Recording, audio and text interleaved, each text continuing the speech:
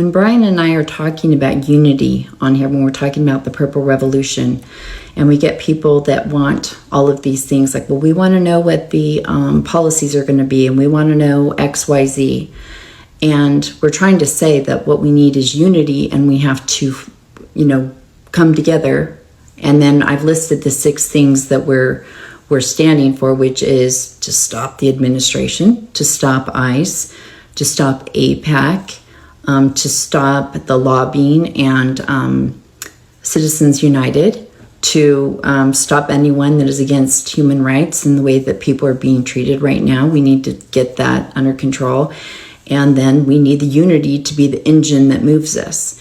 And when people say they want a list of all these things, I just want to remind people, like when we had the Revolutionary War before we had the Constitution, because we had to put out a big fire. We had to solve a big problem.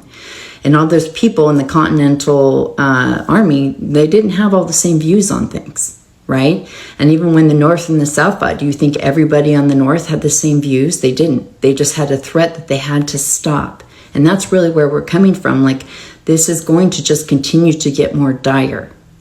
And so uniting first and then going out there and stopping, we will learn a lot more about each other, and we'll have a better place to be able to negotiate and to talk about policy and what's possible.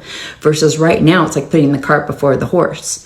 And I feel like a lot of movements do that, where they list all of the things that they promise or that they want, but they don't actually have trust and unity. Like on the left, like we couldn't even get a president put in office because everyone's like, well, I want this, well, I want this.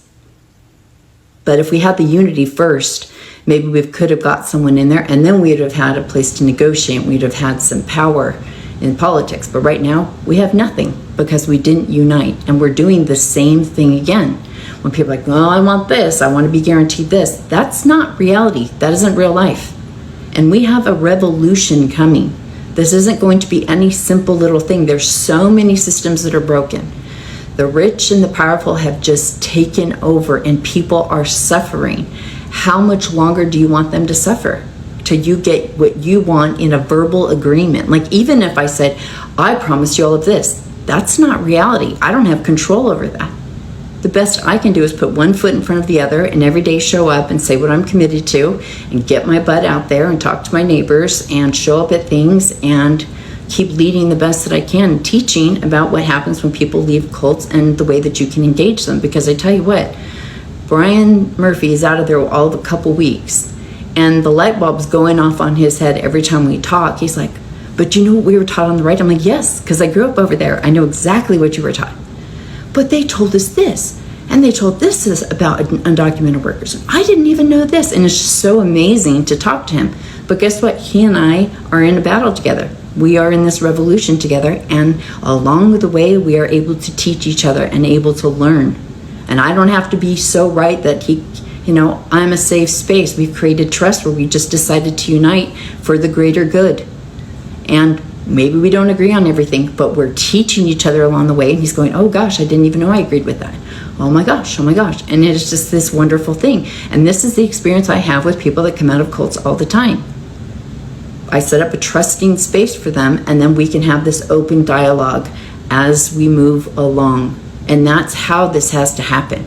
You guys are trying to put the cart before the horse, and you will go nowhere that way.